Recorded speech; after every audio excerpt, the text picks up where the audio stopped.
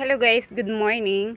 So in this video, ituturo ko po sa inyo kung paano tayo mag-register online gamit ang ating e-world ng DXN. So, ituturo ko sa inyo step by step kung paano tayo mag-register online para tayo po ay magkaroon ng sponsor code for free. Pero after po ng ating free registration dito sa ating online, pwede nyo pong i-activate in any DXN branches na malapit sa inyong lugar. Okay, para ma-activate yung inyong account. So, you can use your sponsor code naman kahit hindi siya na-activate. Pero mas maganda po talaga na i-activate niyo once na nagkapag-register kayo online. So, tara. So, kailangan natin pupunta lang po tayo dito sa eworlddxn2u.com. And then, magla-login tayo. Yan. So, itatype natin yung aming sponsor code.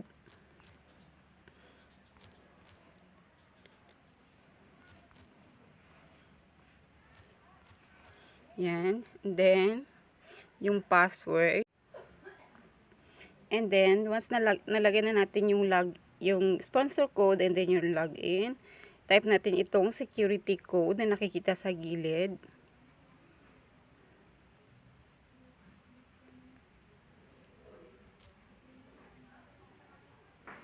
1, 5, 3, 4. Itong sa gilid. So, and then, click natin, login. Ayan. And then, pupunta tayo sa ibaba. Click natin itong sponsor, new distributor. Ayan. Then, dito na tayo mag-login, mag-enter ng ating. Kung pwede naman po mag-register online, gamit yung aming link sa description sa ibaba. Pero hindi siya automatic nakalagay yung teka lang. So, ayan, nakapasok na tayo sa distributor, no? So, dito na tayo. Click natin itong I have read and understand. Yan. Yung button na yan. And then, dito na tayo. Yung ibinigay namin description sa ibaba, no? Hindi automatic nakalagay yung aming yung sponsor code and then yung sponsor name. So, kailangan nyo po siyang pilapan yung sponsor code, then sponsor name namin sa iba. Pag nag-register po kayo online, kasi po importante po yun. Tsaka, mai-invalid po siya kung wala po kayong sponsor code. Kasi po importante po itong sponsor code na ito. And then, so, sign up na tayo. Select country.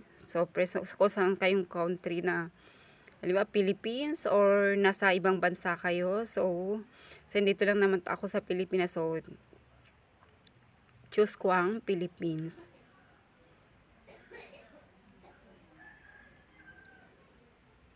Ayan. And then, kung wala pong sponsor code, no? So, ilagay nyo lang po yung aming sponsor code. Then, yung sponsor name. Yung full name nyo, pwede ilagay nyo po.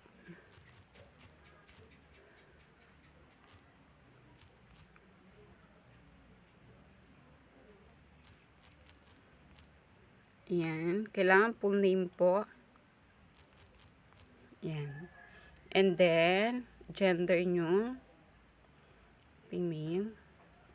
And then, yung birthday. Yung birthday nyo po. Kailangan po yan. And then, yan. And then, pwedeng wala na pong passport number, personal. Yung mga asterisk po, no, yun po yung importante nating fill upan. Then, nationality. Nationality natin, Pilipino.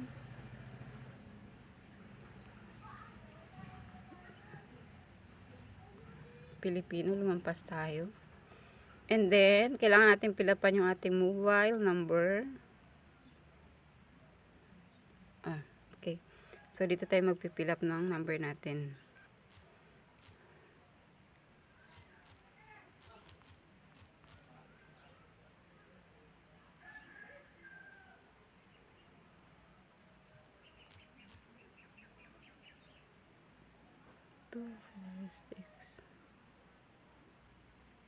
Okay. And then, yung email. Yan. Kailangan natin ilagay yung ating email. Then, okay na yan, address. Then, yung address natin. Kailangan natin ilagay yung ating address.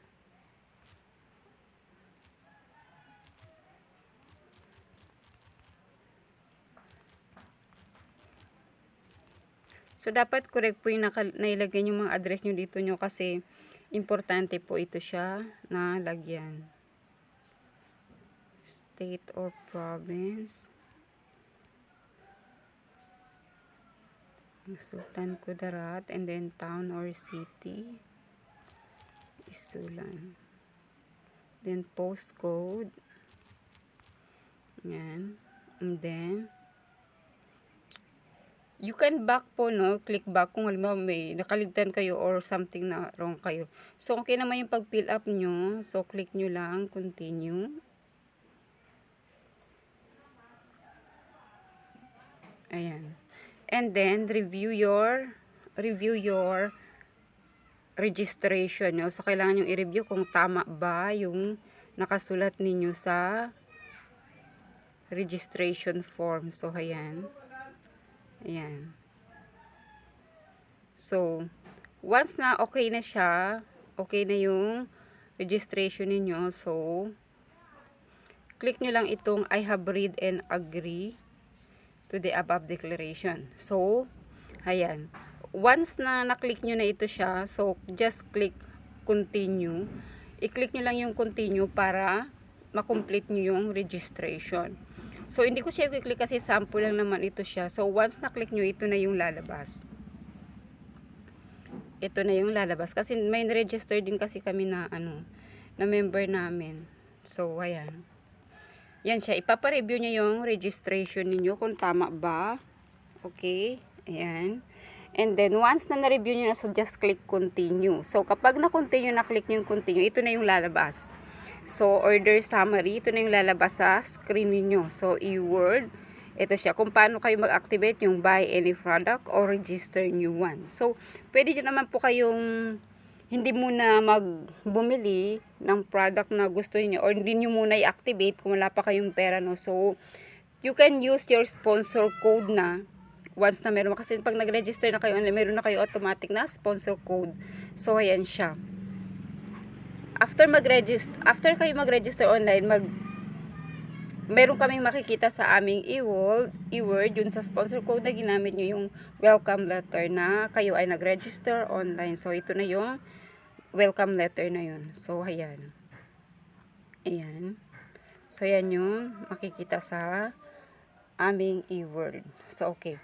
So, ngayon, once na nag-register po kayo, no, automatic mayroon na po kayo niyan sponsor code. So, you can use that code to buy any product of DXN. Kahit hindi po siya na-activate. Pero much better po talaga na ma-activate niyo para yung inyong code ay inyo po yan. So, lifetime po yan na sponsor code.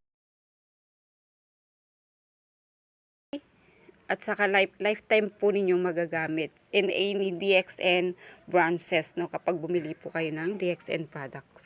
So, yun lang po, madali lang po mag-register online.